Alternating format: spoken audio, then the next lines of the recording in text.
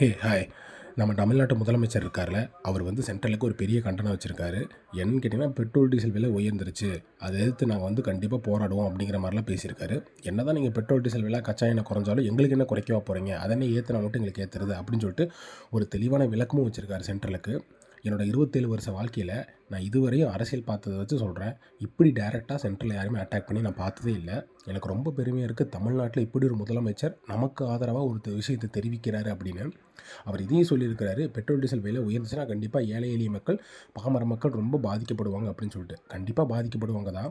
இந்த கச்சா எண்ணெய் இதெல்லாம் வந்து உயர்த்தினா மட்டும் ஒண்ணும் பிரச்சனை வராது அப்படின்னு யாரும் நினைக்க வேண்டாம். இது எல்லாமே வந்து ஒரு விதமான அரசியல் தான்.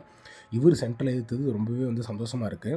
ஸோ இவர் வந்து இந்த மாதிரி ஒரு மாற்று அரசியல் கொடுக்கறது நான் எதிர்பார்க்கல. இப்படி தான் குடுப்பாங்கன்னு.